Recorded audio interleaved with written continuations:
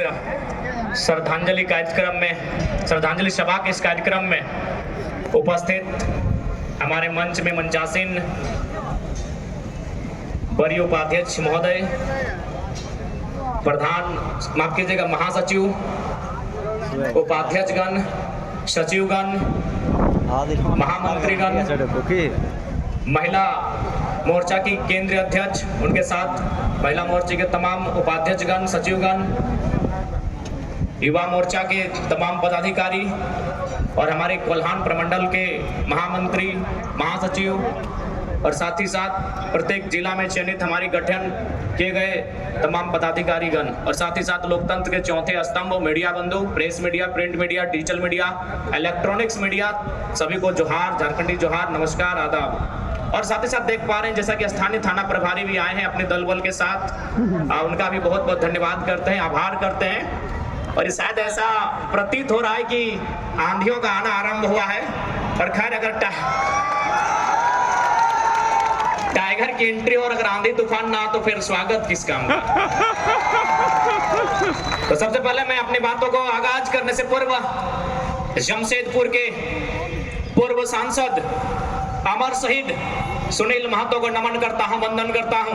और आज लोकतंत्र के चौथे स्तंभ के माध्यम से मैं वर्तमान राज्य सरकार से आह्वान करूंगा कि केंद्र सरकार से शहीद सुनील महतो की हत्या के लिए एनआईए का गठन हो, एनआईए की टीम उनकी जांच करे, उनकी मृत्यु के कारणों का खुलासा करे और तमाम अपराधियों को कटघरे के भीतर लाके खड़ा करे। ये मैं राज्य सरकार से मांग करता हूं।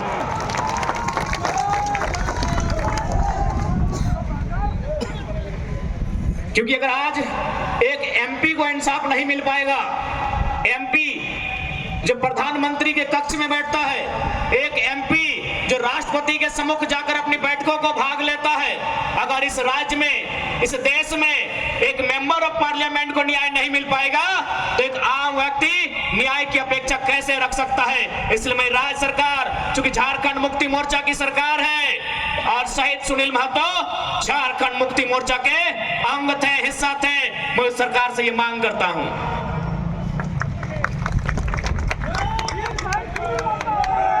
तो आज ये मेरे लिए भी गर्व का विषय है और शायद ये झारखंड के इतिहास का पहला विषय होगा कि हम प्रत्याशी हैं कोयलांचल का और नारा अगर जमशेदपुर में लग रहा है तो ये भी गर्व का विषय है।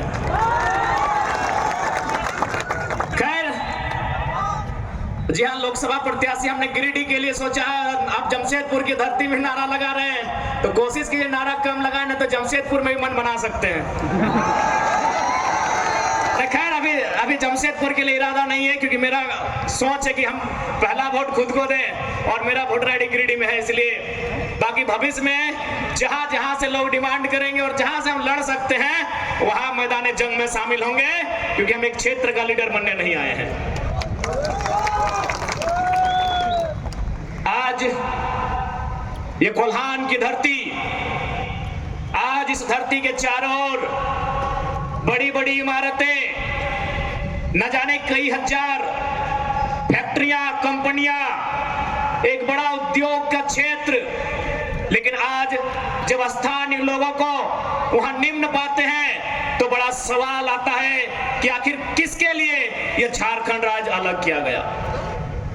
88 सालों का संघर्ष, 88,000 का बलिदान, धरती आबा बिरसा मुंडा की जन्मतिथि 2015 नवंबर को यह राज्य अलग हुआ, बिहार राज्य से कटकर 46% भूभाग लेकर 79,714 वर्ग किलोमीटर और उस समय 18 जिले लेकर यह राज्य अलग हुआ।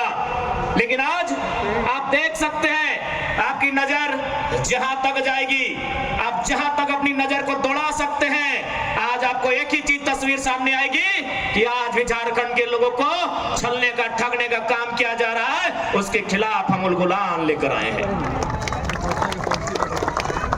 इन साफ शब्दों में कहेंगे कि मर्यादा पुरुषोत्तम को श्री राम कहते हैं, मर्यादा पुरुषोत्तम को श्री राम कहते हैं, बांसुरी वाले को घनश्याम कहते हैं, मिसाइल मैन को अब्दुल कलाम कहते हैं और जो टाटा बीसीएसएल से आंख मिलाए उसे टाइगर जयराम कहते हैं।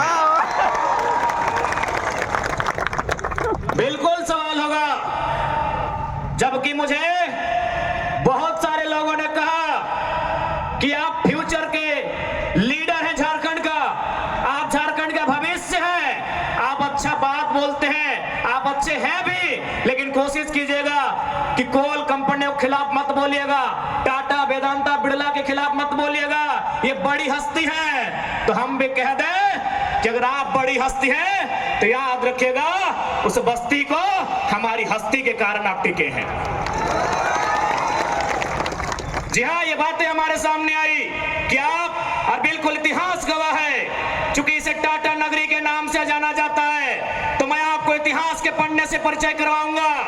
1977 का वो साल था, लेकिन वो कोल्हान नहीं, वो कोयलांचल था, वो टाटा सिजुआ नामक क्षेत्र था, और वहां के जीएम ने एक कोयलांचल के हीरे को ऑफर किया था कि हम तुम्हें कार देंगे। उस कोयलांचल के हीरे ने कहा था हमें कार नहीं, बदले में रैयतों के लिए रोजगार चाहिए।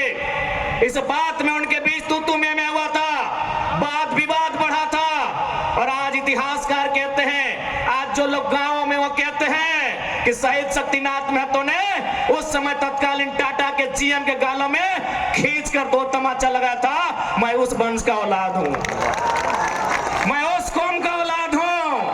हाँ, ये मानता हूं कि बदले में फिर बाद में शहीद शक्तिनाथ महतो की हत्या उसी टाटा के जीएम के नेतृत्व में हुआ था। आज उसी का पाई हिसाब लेने आया हूं। अरे कब तक डरेंगे भाई? अरे क्यों डरेंगे? मौत से क्यों डरेंगे? मौत तो हमारे नसीब में है। 77 में शक्तिनाथ महतो, 10 साल बाद 87 शहीद निर्मल महतो, 12 साल बाद 99 रतिलाल महतो, फिर 8 साल बाद 2007 शहीद सुनील महतो। तो सुन लीजिए कंपनी के दलालों, 77, 87, 7, अंत में 7 आता है। अब सामने है 2027, आप तैयारी कर लीजिए जयराम महतो के लिए। लेकिन इस बार भूल मत कीजिएगा, क्योंकि मैं अपने समर्थकों को साफ साफ कह दूंगा, बिल्कुल, क्योंकि आज विधायक सांसद की औकात नहीं है इन कई लाख करोड़ के कंपनियों के खिलाफ बात करने की, लेकिन एक साधारण सा लड़का इनके खिलाफ बात करता है। हो सकता है हमारी हत्या होगी, हमें परवाह नहीं, लेकिन अगर मुझे मानने वाले लोग हैं और मेरी हत्या होती है तो मैं आपसे कहूंगा उस समय धरना नहीं दिया जाएगा, ना कोई आगजनी किया जाएगा, ना ही सड़क जाम किया जाएगा, और ना ही बसों का शीशा फोड़ा जाएगा। यदि सच में हमारी हत्या से आपको गुस्सा लगे तो शीशा नहीं, सर फोड़ना उन बेईमानों का जिनके कारण हमारी हत्या होगी। बहुत दिन तक डर के रहे, बहुत दिन तक डर के रहे। कत्ल होगा, शहादत होगी निर्मल महतो की, शहादत होगी सुनील महतो की, और टाटा में असिस्टेंट जीएम के पद पर काम करेगी एसएस की पत्नी। हम सवाल करेंगे, ये सवाल करने का हमको हक है। शहादत देंगे सुनील महतो। आज उनकी विधवा मां रो रही है, आर्थिक दयनीय स्थिति का सामना कर रही है, और एसएसपी की बीबी या फ्री फोकट में जनरल मैनेजर पद पे काम करेगी। हम इसका सवाल करेंगे, आपको जो कहना है कीजिए, आपको जो करना है कीजिए। अरे कब तक डरेंगे कोल्हानवासी? कब तक डरेंगे? कब तक इनकी गुलामी सहेंगे? अरे जिनके हमारे बाप दादाओं की जमीनों पर टाटा जमशेदपुर खड़ा है, हमारी बाप दादा की जमीन पे उषा मार्टिन खड़ा है, हमारी बाप दादा की जमीन पे टिस्को खड़ा है। इस बात को जहन में याद रखिएगा कोल्हानवासियों। आज कोल्हांचल से ये टाइगर ये संदेश लेके आया है कि अब हमें डरने की नहीं, अरे मरना पड़े तो मर जाइए, लेकिन आने वाली पीढ़ी के भविष्य के लिए आज हमें इस लड़ाई को लड़ना होगा। मैं लोकतंत्र के चौथे स्तंभ के माध्यम से मैं सवाल करूंगा टाटा मैनेजमेंट से कि ललित दास कौन है? Who is Lalit Das? What is his ability? उसकी योग्यता क्या है? कौन है ललित दास? उसकी योग्यता क्या है? कितना तक पढ़ा है कि आज सीएसआर को संभालेगा, आज IL6 में नौकरी करेगा? साला जिसका गांव को उजड़ा, एक नहीं 18 गांव टाटा के लिए उजड़ा है, और छत्तीसगढ़ का रघुवर CSR को संभालेगा, हम सवाल करेंगे, पूछेंगे मैनेजमेंट से। छापिए इसको हेडलाइन में कि जयराम मातो टाटा प्रबंधन से ये सवाल करता है, जमशेदपुर की टाटा प्रबंधन से, कि ललित दास कौन है, क्या है उसकी योग्यता। वह हरे बात अच्छा मजाक बना के रख दी है, कत्ल होगा हमारा, लहू बहेगा हमारा, हमारी लहू से स्वर्णरेखा की नदी लाल होगी, हमारी लहू से दामोदर की नदी लाल होगी, और ललित दास माला माल होगा। हम सवाल भी करेंगे और बवाल भी करेंगे, इस बात को लिख लीजिए। आइए सामने टाटा के प्रबंधन, और हमें उत्तर दीजिए कि ललित दास कौन है, क्या है उसकी योग्यता। पूर्व मुख्यमंत्री का बेटा होना योग्यता है या वर्तमान राज्यपाल का बेटा होना योग्यता है? क्या यह योग्यता कहा जाएगा? भारत एक संवैधानिक राष्ट्र है। क्या बाप के दौड़ने के बदले बेटा दौड़ोगा बनेगा? बाप के दौड़ से बेटा दौड़ोगा बनेगा? बाप एग्जाम पास करेगा, बेटा टीचर बनेगा? तो पूर्व मुख्यमंत्री है चाहे वर्तमान राज्यपाल रहे, ललित दास कौन है, हमको हिसाब किताब चाहिए। राज ना ये चुनावी भाषण देने आए हैं, न राजनीति की बात करने आए हैं, एक संदेश लेके आए हैं कि कोयलांचल और कोल्हान के लोगों, हम दो हमारे दो नहीं। बिल्कुल इस भ्रम में मत रहिए, हम दो हमारे दो नहीं। तीसरा पैदा कीजिए, उसको निर्मल महतो बनाइए, उसको हथियार से लेस कीजिए। अरे कैसे लड़ेंगे आप इनसे? 20 लाख करोड़ की प्रॉपर्टी है इनकी, आप ऐसे लोगों से लड़ पाएंगे? आपका टीचर बेटा लड़ पाएगा? आपका वकील बेटा इनसे लड़ पाएगा?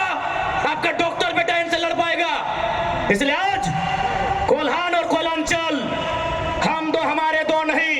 तीसरा पैदा कीजिए, उसको निर्मल बनाइए और उन बेईमानों से युद्ध के लिए तैयार कीजिए, आपको बचाने कोई नहीं आएगा। अरे आप किससे उम्मीद करते हैं? एसएसपी, आपको जानकारी होना चाहिए, एसएसपी टाटा का साथ देते हैं। हिंदू मुस्लिम का राइट होता है, 44 मुसलमानों की दुकान तोड़ी जाती है, उस समय धारा 144 होता है, लेकिन टाटा रातों रात रोड बनाता है, धारा 144 का कहीं जिक्र नहीं होता है। आपकी सुरक्षा कौन करेगा बताइए? कौन करेगा आपकी सुरक्षा? ये हम आप बताइए हमें, कौन करेगा आपकी सुरक्षा? आज ये डोबो का वीडियो किसी कोई डोबो का सीओ है, पहले मैं कहना चाहूंगा, ये बहुत सारे पुलिसकर्मी हैं जो ईमानदार हैं, उनको नमस्कार है।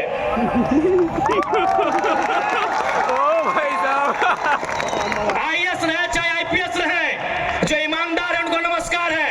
अगर कंपनी में भी ईमानदार लोग हैं तो ईमानदार है, उनको नमस्कार है। लेकिन सुनने में आया है कि डोबो का सीओ 20,000 रुपया प्रति एकड़ अपने बाप का जमीन मोटेशन करवाने के नाम पे मांगता है। ऐसे सीओ को जो डोबो का सुनने में आया है, उसको दोहमोनी में लेकर डुबा दीजिए। इस बात को हम छिन्ने ठोक के कहेंगे। उसका बाप का जमीन है क्या? 20,000 नहीं, 20 पैसा नहीं मिलेगा, 20 पैसा नहीं मिलेगा। वीडियो का बाप का जमीन है, सीओ का बाप का जमीन है क्या? लेकिन आपके बाप का दादा का ये जमीन है, ये 4000 साल से हम ये खेती बाड़ी करते हैं, ये हमारा प्रमाण है। अरे अब तो दुनिया के वैज्ञानिक मान रहे हैं कि सबसे पहला इंसान सिंहभूम से निकला था। आप गर्व कीजिए अपने इतिहास पर, आप गर्व कीजिए अपने इतिहास पर। ये हम नहीं कह रहे, ये दुनिया की रिसर्च की टीम कह रही है कि जब दुनिया जल में था और जल से जो मिट्टी का कण पहले बाहर आया था और सिंहभूम का इलाका था, ये दुनिया के रिसर्च टीम कह रही है। यानी ये जमीन हमारी है, ये भूमि हमारी है, और आज यहाँ हम बेगाने बन के बैठे हैं। आज यहाँ हम दर बदर की ठोकरें खा रहे हैं। आज हमारे यहाँ कत्ल किया जा रहा है और एकदम साल दर साल किया जा रहा है। 77 में, 87 में, 97 में, 7 में एकदम कंटिन्यूली हमारा कत्ल किया जा रहा है, और आज हम हाथ धर के बैठे हैं। आज हम कहना चाहेंगे, आज बिल्कुल अगर हम होते निर्मल दा के समय, यदि हम होते सुनील दा के समय, कसम से आंख से आंसू नहीं बहाते, कसम से आंख से आंसू नहीं बहाते। उनकी मौत के साथ साथ और 100 लोगों को मरने के लिए तैयार करते हैं और आंख से आंसू नहीं, उनको नदी में बहाते जो उनकी मौत का कारण बने थे। हमने आंख से आंसू बहाया, हमने अनाथों जैसा अनुभव किया कि हमारे लीडर चले गए। अब रोने का समय नहीं है, अब बिलखने का समय नहीं है, इंतकाम का समय है। क्योंकि आने वाला 20 साल बाद आने वाली पीढ़ी ना वो निर्मलदा को पढ़ने का समय जुटा पाएगी, ना वो बिरसा मुंडा को पढ़ने का समय जुटा पाएगी, ना वो शेख भिखारी को पढ़ने का समय जुटा पाएगी। आने वाली पीढ़ी सवाल भी नहीं कर पाएगी। इसलिए आज आपको अपने हर एक घर से, हर एक परिवार से एक एक औलाद को, चाहे बेटा या बेटी रहे, एक एक औलाद को फौलाद बनाना होगा। ये आज मैं कोलान वासियों को कहना चाहूंगा।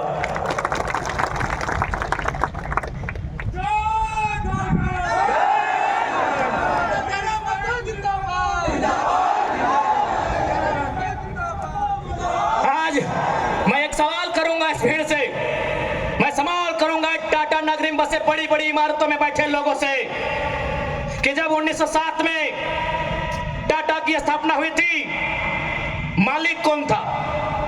टाटा का कोई होगा? जब 1907 में टाटा की स्थापना हुई थी, मालिक कौन था? Who was the founder? Who was the owner? Tata का कोई होगा? नौसेरे भाई टाटा या जो भी उनका नाम है। आज 115 साल बीत चुके हैं। आज टाटा का मालिक कौन है? आज भी टाटा का मालिक टाटा का वंशी है। 100 साल पहले टाटा ने पूंजी का इन्वेस्ट किया था, आज 100 साल बाद भी टाटा का मालिक टाटा का वंशज है। लेकिन एक सवाल होगा मेरा, 100 साल पहले जिन कुड़मियों ने, जिन संथालियों ने, जिन हो ने, जिन गोड़ाई ने, जिन धीवर ने, जिन अल्पसंख्यक ने टाटा में जमीन दिया था, आज उस परिवार के पास क्या नौकरी है? आज ही हम सवाल करेंगे। अरे आपने पूंजी लगाया, 100 साल बाद आप मालिक हैं। हमने भी पूंजी दिया है। पूंजी 2 प्रकार की होती है इंपॉर्टेंट, एक जमीन, दूसरा अर्थ। अर्थ आपका, मालिक आज आप है, जमीन हमारी, हम कहां है ये सवाल करेंगे। ये कैसा देश है जो कहते हैं ये गांधी का देश है, ये किसानों का देश है? गांधी जी कहते थे कि किसानों की आत्मा बसती है गांव में, तो आज कहां है गांव? आज कहां है किसान? केवल पूंजीवादी का हावी, आज चारों तरफ केवल कैपिटलिज्म के लोगों का दबदबा। ठीक है, हम विकास के विरोधी नहीं है। अरे हमने इंसान भी दिया है और जमींदार भी दिया है। हमने इंसान के रूप में कभी बिरसा भगवान को दिया, कभी भागीरथ मांझी, कभी तिलका मांझी को दिया, तो कभी निर्मल महतो, तो कभी सुनील महतो जैसे शेर को हमने दिया। और जमीन की बात कीजिएगा तो जहां तक टाटा की नजर जाएगी वो जमीनें सारी की सारी हमारी है। क्या नहीं दिया हमने विकास के नाम पे? विकास के नाम पे हमारा कत्ल हुआ, विकास के नाम पे हमारा गांव उजाड़ा गया, विकास के नाम पे हमको लूटा गया। और आज अगर हम सवाल करेंगे तो आप हमें उग्रवादी जैसे शब्दों से नवाजेंगे। तो आज ये बात जान लीजिए, भले आज ये आपका समय है क्योंकि प्रधानमंत्री आपके हैं। सही बात है, किसानों के प्रधानमंत्री नहीं है। भले आप भावनाओं में वोट देते हैं, आज फिर किसान आंदोलन कर रहा है, किसान 700 मर चुके हैं। ये किसानों के प्रधानमंत्री नहीं है। अगर ये किसानों के प्रधानमंत्री होते तो एक रूल बनाते। 1984 तक टाटा ने जो 15,000 एकड़ जमीन का अधिग्रहण किया है, उसमें मात्र 3,000 एकड़ में प्रोडक्शन का काम हुआ है। मात्र 3,000 एकड़ में कंपनी का एस्टेब्लिशमेंट किया गया है। यदि ये देश और ये वर्तमान के प्रधानमंत्री अगर किसानों के होते तो एक फरमान जारी करते कि बाकी जो आपके पास 12,000 एकड़ बचा है उसे पोल्ट्री फार्म खोलना है क्या? उसे पोल्ट्री फार्म खोलना है? जी नहीं, रियल एस्टेट को बेचना है। हमारी जमीनें टाटा डिसाइड करेंगे रियल एस्टेट को बेचना है। इसलिए अगर सच में ये किसानों के प्रधानमंत्री होते तो एक नियम बनाते, और ये नियम है भी, बकायदा न्यायालय में चर्चा उठ चुका है कि यदि किसी कंपनी ने जमीन लिया है और उस जमीन पे काम नहीं हुआ है तो रैयत को वापस लौटाना चाहिए।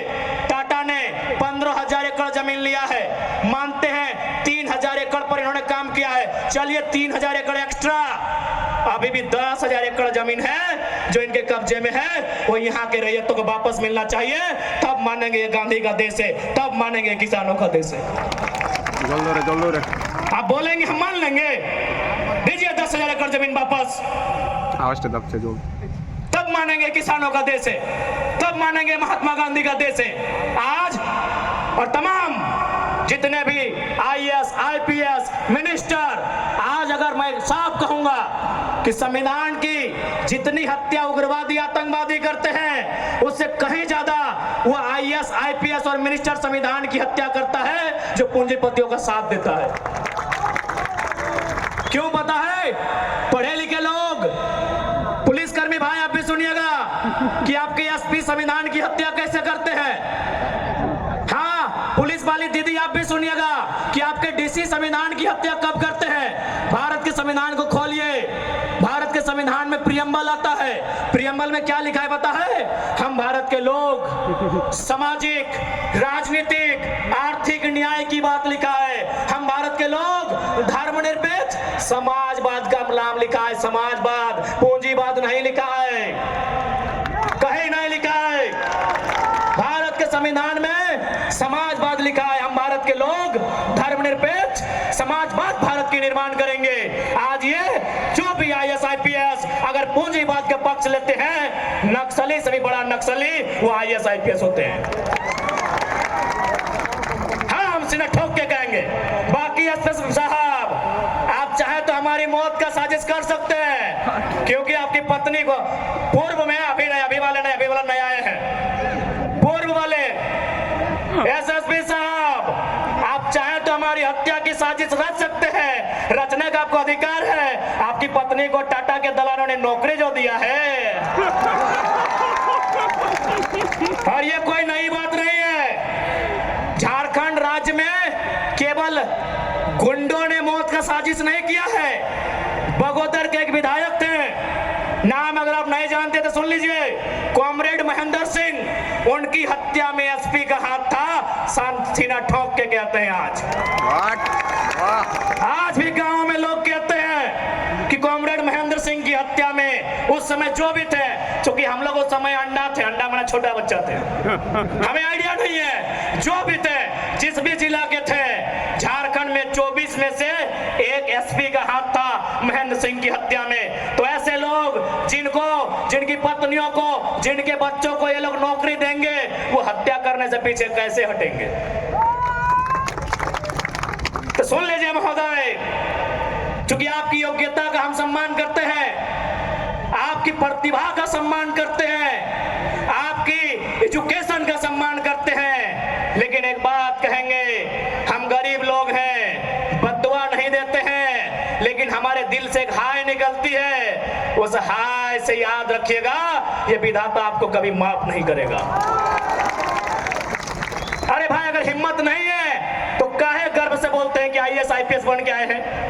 अगर Tata, Vedanta, Birla, BCCL, CCL, Ambani, Adani, Usha Martin, TISCO, Telco, अगर उनकी गलत नीतियों से आपको लड़ने का हिम्मत नहीं है तो काहे खुद को IAS, IPS की गिनती करवाते हैं? चपरासी बनिए, चपरासी बनिए। और हम ये भी मानते हैं कि आज आपके पास शक्तियां हैं। अरे बहुत अच्छा, क्या कीजिएगा? ऐसे भी तो हमारा कत्ल होता आया है। हम कत्ल होते होते हम मरते मरते परेशान हो चुके हैं। हमने बहुत कत्ल देखा है। जितना अंग्रेजों ने हमें नहीं सताया है, उससे कई ज्यादा गुना कॉर्पोरेट ने, भ्रष्ट IAS, IPS ने, भ्रष्ट मिनिस्टर ने और भ्रष्ट डोबो जैसे CEO ने हमें सताया है। अरे आप क्या कीजिएगा? कीजिए ना। मरने सब आया है, कौन यहां जीने आया है? 610 ट्रिलियन वर्ग किलोमीटर सूरज। हमारे साथ अगर हमारी सभा को सुनिएगा तब कुछ जनरल नॉलेज बढ़ा देंगे। 610 ट्रिलियन वर्ग किलोमीटर सूरज एक दिन मर जाएगा। 510 मिलियन वर्ग किलोमीटर की धरती, ये भी एक दिन मर जाएगी। 165 वर्ग किलोमीटर में फैला हुआ, मिलियन वर्ग किलोमीटर में फैला हुआ प्रशांत महासागर, इसलिए पानी भी एक दिन सूख जाएगा। 5,95,000 वर्ग किलोमीटर, 95 लाख वर्ग किलोमीटर फैला हुआ हिमालय का पहाड़ एक दिन पिघल जाएगा। 38 मिलियन वर्ग किलोमीटर में उगने वाला चंद्रमा मर जाएगा। अरे 5 फीट का इंसान काहे डर रहे हैं, काहे डर रहे हैं? आपकी डर आपकी मौत का कारण है, आपकी डर आपकी भय का कारण है। मैं एक लाइन कहूंगा, एक क्रिकेट का उदाहरण आपको दूंगा। साउथ अफ्रीका में एक खिलाड़ी थे, उनका नाम था ग्रीम स्मिथ। उन्होंने घर की दीवारों पर 3 लाइन लिखा था कि मुझे बड़ा होके साउथ अफ्रीका की टीम से क्रिकेट खेलना है। दूसरा लाइन लिखा था, मुझे साउथ अफ्रीका की क्रिकेट टीम का कप्तान बनना है। और तीसरा लाइन लिखा था, मुझे ऑस्ट्रेलिया को घर में घुसकर टेस्ट मैच हराना है। जबकि क्रिकेटर का ड्रीम होता है वर्ल्ड कप जीतना, लेकिन ग्रीम स्मिथ का ड्रीम वर्ल्ड कप नहीं था, ऑस्ट्रेलिया को टेस्ट में हराना था। चूंकि उन्होंने घर की दीवार पर लिखा था, रोज उनको पढ़ते थे और उन्होंने वो तीनों ड्रीम पूरा किया था। आप भी जाओ, घर की दीवारों पर लिख दो, सुनील महतो की शहादत को लिखो, निर्मल दा की शहादत को लिखो, हमारे साथ हुए जुल्म को लिखो, जिस एसपी के टाइम में जुल्म हुआ उसका नाम लिखो, जिस जीएम के टाइम में जुल्म हुआ उसका नाम लिखो। और अपनी पीढ़ी से बोलना, आज ना सही, आज वक्त उनका है, जिस दिन वक्त हमारा होगा हम भी उनकी आने वाली पीढ़ी से बदला लेंगे। जाओ अपने घर की दीवारों पर लिखो, जाओ शोषित लोग, वंचित लोग अपने घर की दीवारों पर लिखो। हाँ, आज समय इनका है, आज ये बड़ी बड़ी इमारतें इनका समय है। लेकिन याद रखिएगा, सिकंदर भी 33 साल की उम्र में झाल बजाकर लौट गया था। बड़े बड़े 30 मारखा जहां से लौट गए। इसलिए मैं तमाम लोह नगरी में जितने पदाधिकारी हैं, जितने मिनिस्टर हैं, मैं एक संदेश देना चाहूंगा, पाप का भागी मत बनिए। पाप किसी के बाप का नहीं होता है। कंपनियों की दलाली मत कीजिए, रैयत के साथ इंसाफ कीजिए। ये मैं तमाम प्रशासनिक लोगों से निवेदन करना चाहूंगा।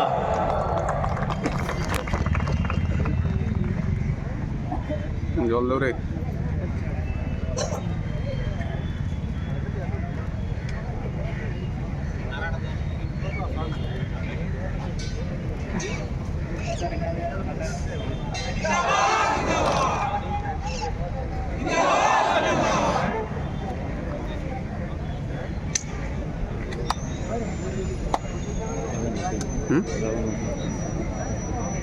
কেমন মন করছে?